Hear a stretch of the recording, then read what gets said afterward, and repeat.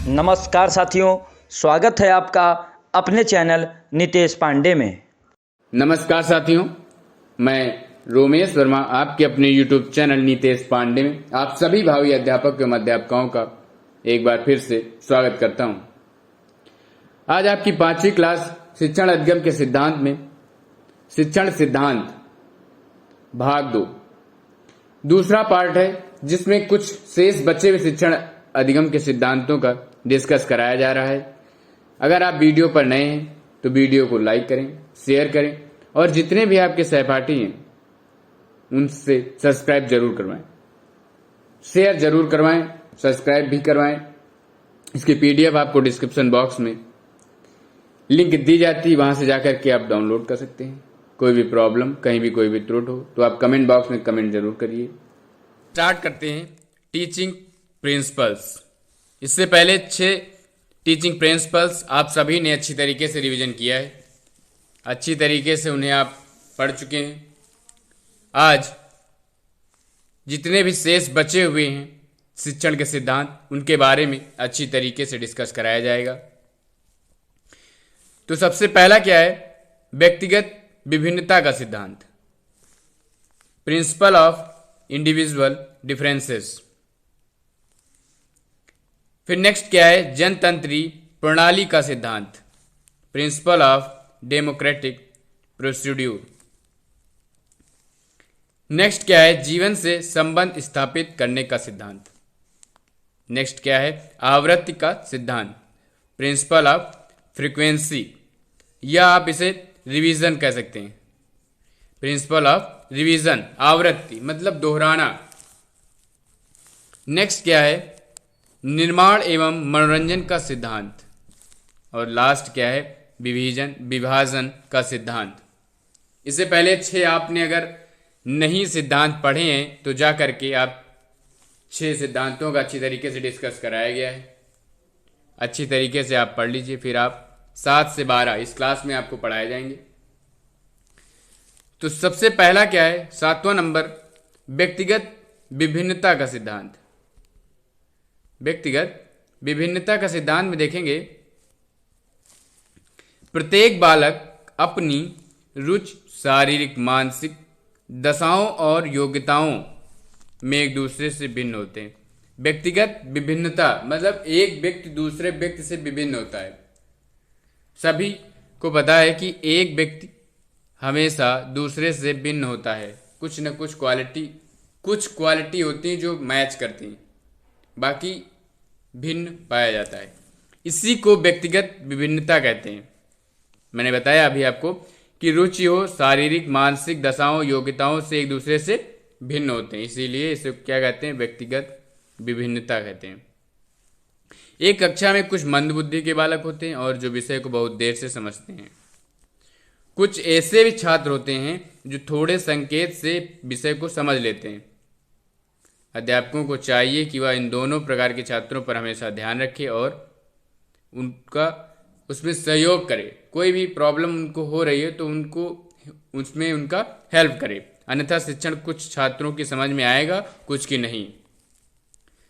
आपको इसमें समझना क्या है कि व्यक्तिगत विभिन्नता का अर्थ क्या होता है। व्यक्तिगत मतलब प्रत्येक व्यक्ति की विभिन्नता, प्रत्येक व्यक्ति में जो होते हैं एक दूसरे से भिन्न होते हैं, इतना आप समझ लीजिए बस। उसके बाद आप बन जाइए टीचर। आप देखेंगे कि कक्षा में क्या होता है, क्लास में कुछ अच्छे बालक होते हैं, कुछ मंद बुद्धि के बालक होते हैं, कुछ को बहुत जल्दी समझ में आ जाता है, कुछ को नहीं समझ में आता।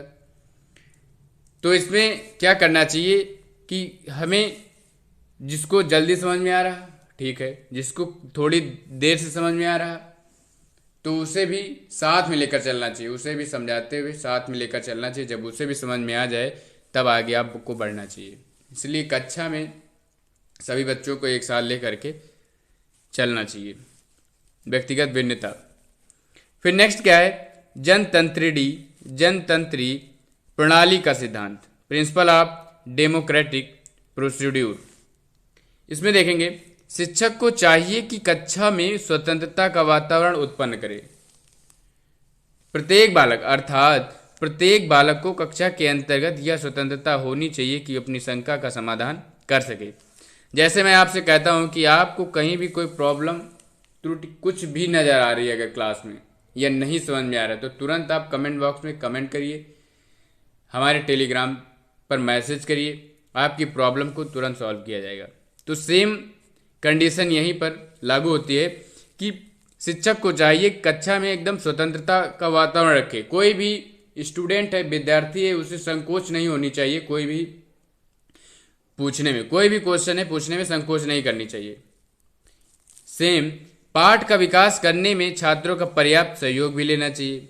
कोई भी छात्र शंका का समाधान कर सके, ये नहीं कि आप इतना डरा दिए बच्चों की आपसे बोलने में वो डर रहे हैं। इसलिए बच्चों के साथ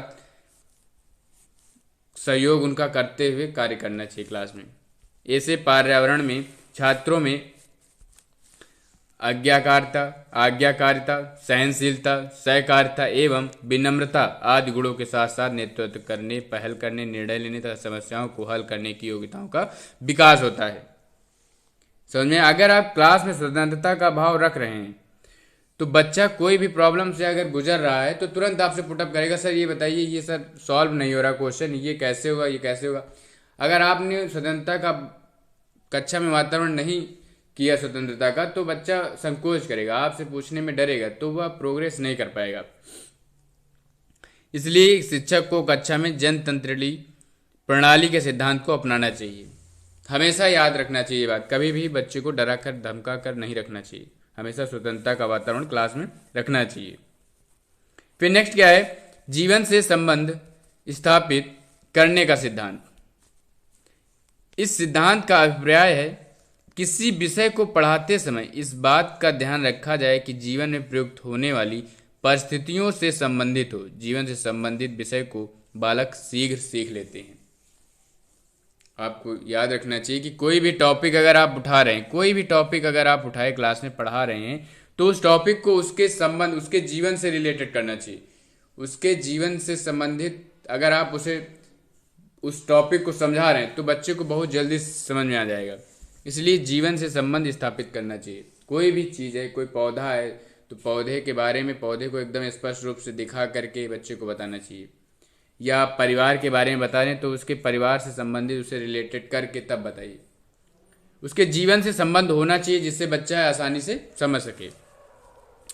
इसी में एक वैज्ञानिक का मत था, थॉर्नडाइक जी का।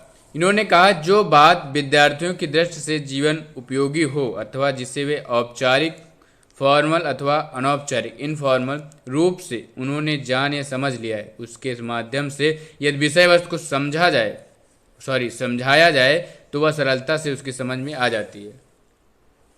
अगर कोई भी विद्यार्थी है, उसे कोई चीज़ अगर वह देख रहा है, मान लीजिए कोई कुछ भी आप पेन मान लीजिए वो देख रहा है औपचारिक रूप से, तो उसे वह जानता है कि वह चलता है, वह लिखता है या कुछ करता है, जो भी उसमें क्या होता है, कैप होता है, उसमें रिफिल पड़ी होती है, ये सारी चीज़ें वह जानता है। अगर आप उसे दिखा करके अब उसको पता है तो आप अच्छी तरीके से जान जाएगा कि हाँ ये होता क्या चीज़ है।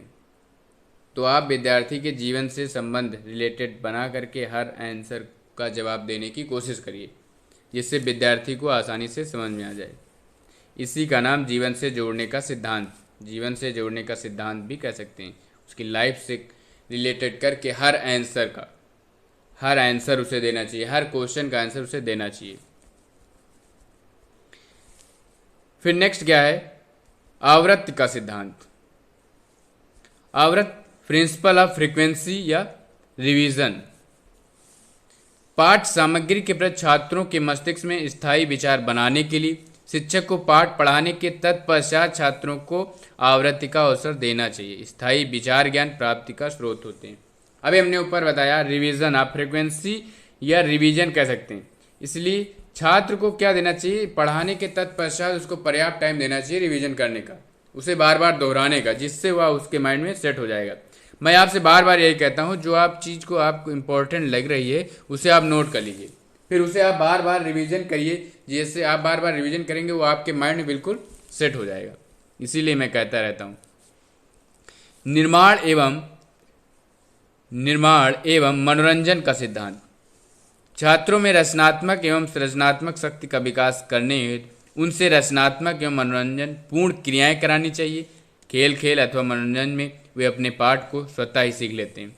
खेल खेल में पढ़ना सीखो, सेम वही कंडीशन यहाँ पर है कि बच्चे को खेल खेल में पढ़ाना चाहिए। कोई भी टॉपिक है उसे खेल खेल में समझा दीजिए, या कोई टॉपिक है उसे मूवी दिखाकर बता दीजिए, ये मूवी आप देखिए, इससे आपको समझ में आ जाएगा। तो बच्चे को बहुत शीघ्र ही सीख लेते हैं। बहुत कोई मूवी है बच्चे के माइंड में बिल्कुल सेट हो जाती है, क्योंकि बच्चा एकदम दिमाग खोल कर बिल्कुल मूवी देखता है। तो उसको ऐसे ही खेल खेल में या मनोरंजन के द्वारा उससे कोई भी पाठ पढ़ाइए तो वो आसानी से समझ जाएगा। अगर आपको ये वीडियो पसंद आ रही हो तो वीडियो को लाइक करें, शेयर करें और सब्सक्राइब जरूर करें, क्योंकि आपके एग्ज़ाम लास्ट मार्च या अप्रैल के फर्स्ट वीक में होने हैं। अभी कोई ऑफिशियल न्यूज़ नहीं आई है, इसलिए आप लोग तैयारी पर लग जाइए। एकदम से तैयारी आपकी ये नहीं कि कल एग्ज़ाम है आज सारा पढ़ लिए एग्ज़ाम दिया है, रोबोट तो है नहीं आप। तो इसलिए अच्छे से पहले से धीरे धीरे आप तैयारी करिए। बूंद बूंद से घट भरता है, सभी को पता है। इसलिए थोड़ा थोड़ा पढ़ते पढ़ते पूरा सिलेबस आप कंप्लीट कर लेंगे। फिर लास्ट में मैराथन क्लास और रिवीजन प्रीवियस ईयर सारे सेट आपको रिवीजन कराए जाएंगे, सब कुछ, जिससे आप पूरी बाल विकास शिक्षण अधिकार हर सब्जेक्ट तैयार करवाया जाएगा। आप आसानी से तैयार कर सकते हैं, कोई प्रॉब्लम नहीं होगी। मैं जितना बता रहा हूँ ये चीज़ इंपॉर्टेंट, उसे आप नोट डाउन करते जाइए, फिर रिवीजन करते जाइए। आवृत्ति का सिद्धांत लगाइए, बार बार रिवीजन करिए, समझ में? लास्ट क्या है? विभाजन का सिद्धांत, थ्योरी ऑफ डिवीजन। पाठ प्रस्तुत करने की सरलता एवं सुविधा की दृष्टि से पाठों को छोटी छोटी इकाइयों में विभक्त कर लेना चाहिए। विभाजन कर, जैसे कोई बहुत बड़ा चैप्टर है 8 से 10 पेज का, तो उसे छोटा छोटा पार्टों में विभक्त कर लें। आज इतना आप समझाएंगे, आज इतना आप पढ़ेंगे, इतना पढ़ेंगे। जैसे मैं आपको डेली क्लास देता हूँ तो उसमें मैं थोड़ा थोड़ा टॉपिक उठाता हूँ जो आपको अच्छी तरीके से समझ में भी आ जाए, आपके सर के ऊपर से ना निकले और आप अच्छी तरीके से उसे तैयार भी कर लें। तो पाठ को क्या करना चाहिए? छोटे छोटे इकाइयों में बांट लेना चाहिए। हमारे एक वैज्ञानिक थे रायबर्न जी ने बताया, एक विभाजन दूसरे विभाजन तक पहुंचा देते हैं, जिसके फलस्वरूप कक्षा के लिए समझना सहज बन जाता है। सेम वही कंडीशन मैंने बताया ना कि मैं डेली आपको क्लासेस देता हूँ, हर एक टॉपिक उठाता हूँ, उसे समझाता हूँ। ये नहीं कि मैं पूरा चैप्टर एक ही दिन में आपको पढ़ा देता हूँ, वो समझ में आपके नहीं आएगा, कतई नहीं समझ में आएगा। इसीलिए थोड़ा थोड़ा पढ़ाया जाता है। विभाजन का सिद्धांत लगता है और आवृत्त का सिद्धांत आप लगाएंगे। पढ़ाने के तत्पश्चात आप उसे नोट करेंगे, उसके बाद आप रिवीजन करेंगे, जिससे आपके माइंड में बिल्कुल सेट हो जाएगा। लास्ट में आपको मैराथन क्लास किस लिए दी जाती है? मैराथन में क्या होता है? 1 घंटे क्लास, 2 घंटे क्लास, सारा जितना भी आप अभी तक पढ़ चुके होंगे उन सब का रिवीजन पूरी एक क्लास में कर दिया जाता है, जिससे आपके माइंड में बिल्कुल सेट हो जाता है। उम्मीद करता हूँ आप सभी को वीडियो पसंद आई होगी। आपके सारे सिद्धांत खत्म हो गए हैं, कंप्लीट हो गए हैं। तो आप अच्छी तरीके से रिवीजन करते रहिए। कोई भी प्रॉब्लम, कहीं भी कोई त्रुटि हो तो आप कमेंट बॉक्स में कमेंट जरूर करिए। मैं बार बार ये कहता हूँ, और लाइक, शेयर और सब्सक्राइब करना बिल्कुल ना भूलिए। जितने भी आपके सहपाठी हैं, फ्रेंड हैं, दोस्त हैं, यार हैं, जितने भी हैं, सबको ज़रूर शेयर करिए और सभी अच्छी तरीके से रिवीजन करें, पढ़ें। फिर मिलेंगे अगली वीडियो में, तब तक के लिए धन्यवाद।